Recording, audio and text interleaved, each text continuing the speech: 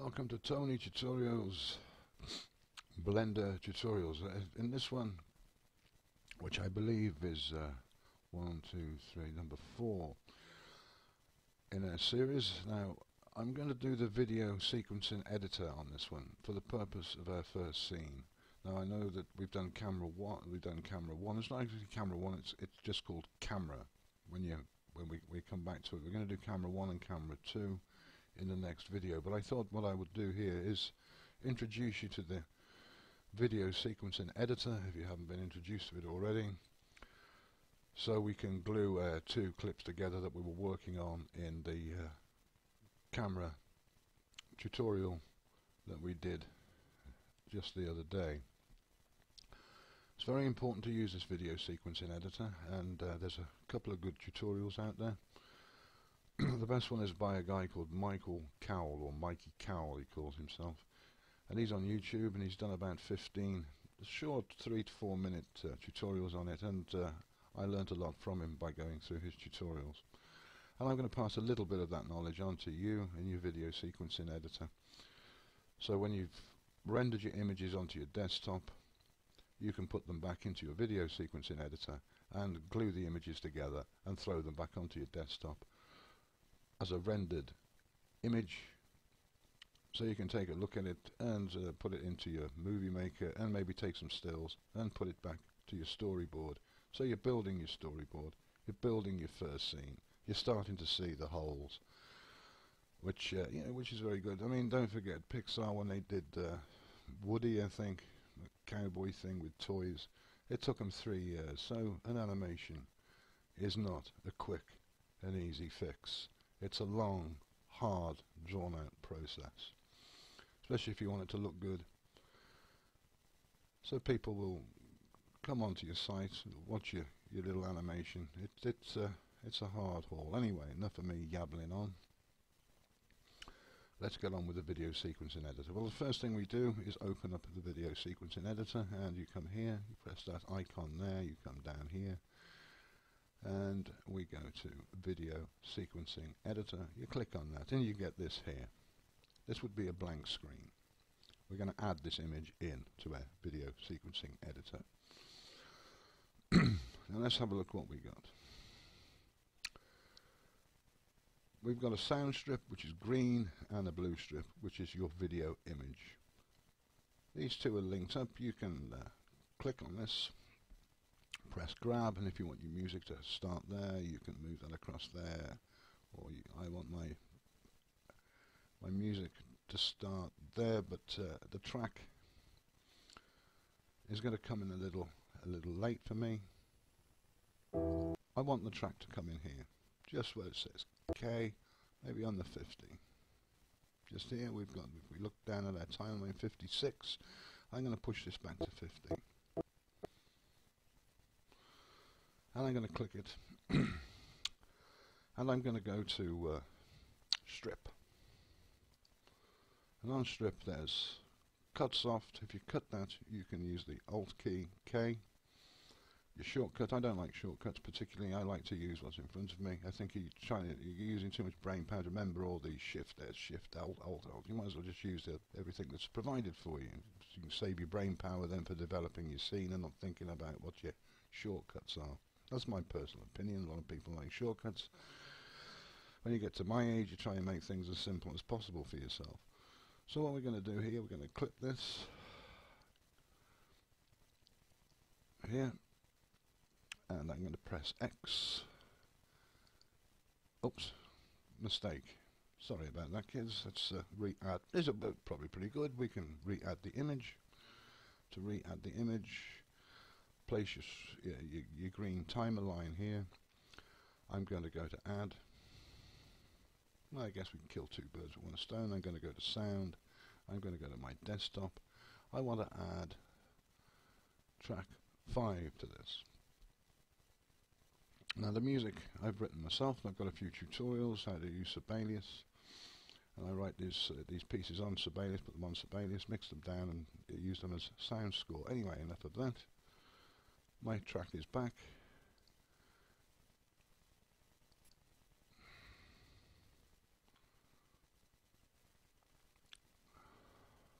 Now we're at 50. I'm at 35, I want to cut at 50.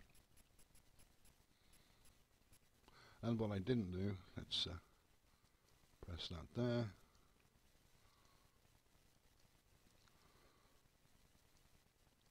That's what I want to be. And I'm going to go to my strip. And I'm going to do a hard cut. And I'm going to press that again, make sure that that is selected. I'm going to press X and I'm going to erase that strip. I'm going to press that with my right mouse button. I should have put my keyframe, not my keyframe, my showing you the buttons, but if I shout them out to you, you should remember them. Press grab and I'm going to bring that in there. So take your key, take that back, and then it'll go into there. See, I'm full of mistakes this morning. It's very early. I have only had 1 cup of coffee.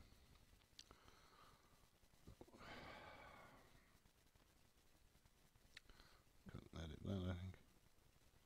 There we go. And the reason why it was skipping back, I was pressing the right button on my mouse instead of the left button on my mouse. If you press the right button, obviously it skips back. The left button, it stays in place. Right, let's have a listen. Music straight in. Right, the next thing I notice on this is the music is far too loud. So I've got a little box here, edit strip. I'm going to edit this strip here with this little box here, and I'm going to take the volume down, and I'm going to take it down to 0.15, 0.175.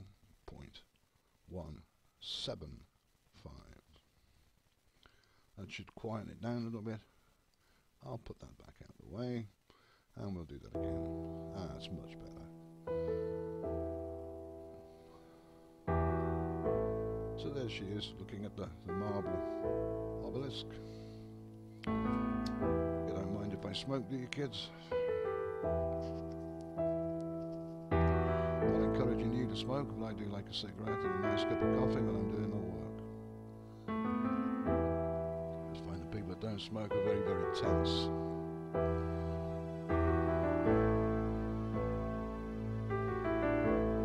The camera jumps out. Same camera.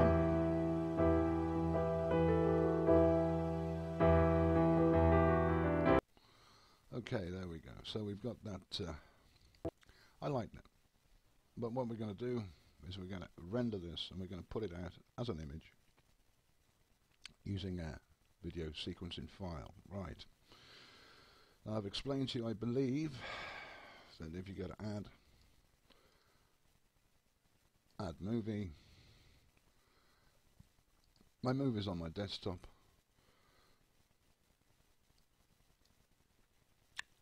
And that is Melina Approaches Floyd, first one. So we click that. That comes up there, 001 AVI. I click onto that and I press Add Movie Strip. Well, I'm not going to press Add Movie Strip because I've already got the movie strips added. So I'm going to cancel that and go back there. Now, we've gone through cutting, we've gone through adding the movie strip, and we've gone through controlling the sound. And on this clip here, if I press that with my right button, this little box comes up and it gives me everything I need to know about this clip here. As I say, there's a guy called Mikey Cowell who's done some great tutorials on this. He's worth checking out if you're going to work more with your movie clip. Now this is a very important little tip here. Once I'd rendered everything and I'd glued everything together and I wanted to come back to my saved video, which always save as, and there's another little tip. I've got lots of little tips for you today. Save as. Now if you go to save as and I've got Melina video, instead of rewriting everything out, what you can do is come down here and just press the plus button and you'll notice it'll say Melina Floyd Video Sequence Edit 1 Blend Save As. So now I've got 2 copies. Every time you press the plus it just adds one of the same thing, but you might have a whole list of them, because if you lose one you can go to 2, or if you lose 2 you can go to 3, so that's quite important. Now the other important thing is that when I did all this work and on some other projects I was working on,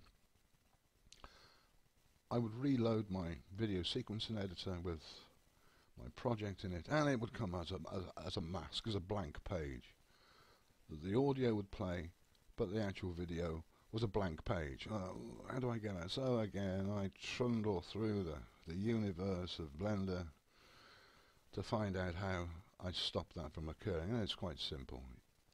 Sometimes you'll see this little box here, and it's got cross, add, subtract. These are all your effects that you can use. Always set it, before you save it, on alpha over.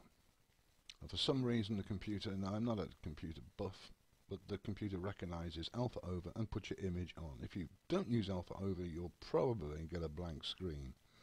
And you don't want a blank screen after you've laboured over your work. Right, so I think I've covered most of the things there. We're on numbers. We've got our track, we've got our audio track, we've controlled the volume. Now I'm going to render it. Now it's at 1920 pixels, 180 pixels. Now what I generally do when I'm rendering from my main 3D view, I will use the same pixel rating here in my Vidio Sequencing Editor as I have when I've rendered from my 3D view. I'll get all this identical except for this. I'll bring this back up to 100 because I want the best quality. And it's much quicker when you render an image instead of rendering the image, if you see what I mean. Much quicker. I've still got 30 frames per second. I've got an aspect ratio of 1000 exactly as we had. I've put this anti-aliasing up to 16 because we've got a quicker render, and I want to see what the quality of that is. We've got an RGB as we had before. We have our folder exactly as we did if you saw my previous video on rendering and storyboarding, and I'm still using Xvid, and I've got an auto codec on an MP3. So, with all that set, let's go ahead and render. Animation. And there it goes. Now you'll see the increase in speed here. Look at that, whizzing along. So that's rendering. So I'll stop that. Okay, now that's rendered. I've gone back. You notice we've got a checkered screen here. Oh, what the hell's going on here? Well, it's quite simple. All you do is press escape, and you're back onto your original scene. So you haven't lost anything, even though when you first use Blender, you don't know what the hell's going on. You think you've lost your image. All you do is press escape. These are small things, but they're very important, because the small things are the things that lose you. You're busy learning all the whistles and bells, and it's the small things like pressing escape. Or we did the deleting a keyframe. These are things that take you days to figure out, when you could be utilizing your time to build your scene. So these things are important. So we've rendered this. Now, is there anything else we need to know once we're in the Vidio Sequencing Editor? I don't think there is. I think we've rendered everything. If you need to know more, just say go to Mikey Cowell, and he will give you an in-depth tutorial on how to use the complete package. I'm not going to do that. We're just rendering and putting two scenes together for our storyboard. So let's close this down, and let's find our Melina. It'll be in this folder here. Now what I generally do is I generally send to my documents, and then I send another copy to my desktop. I've already done that, and there's my desktop copy. So I've got two copies, and I've got a copy here. So really I've got three copies held in. One copy in the folder, one copy on the desktop, and one copy in my documents. So I'm nice and safe, because we've spent a lot of time working on this. Now let's have a look. So let's open it up, and let's see, there it is. We've got the full rendered picture. You can see our camera, and we can look around. You can see there's some footprints in there. I don't know where they came from, but they're there.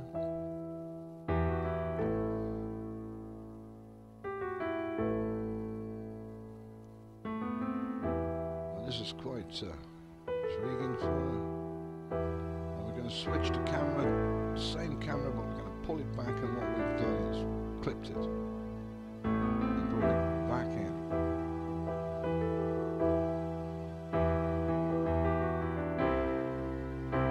So there you go. That's rendering from your video sequencing editor, putting it into your file so we can use when we're setting up 2 other cameras in the next tutorial. Well, I hope this one has been a benefit to you kids, and remember, I always say subscribe if you would to my site. It would help me out. I can do more of these tutorials. I am enjoying them and helping me learn myself and all the bad habits I get into. So if you do like them, please subscribe, and don't forget to join me on the next one, which is camera positions and editing a camera and moving a camera, so we can really see what's going on in our scene before we start to clean it up with animation and using vertices and bits and pieces ready to pitch it, Mr. Spielberg. So I'll see you later, kids, and you take care of yourselves, stay out of trouble, and see you soon. Ciao.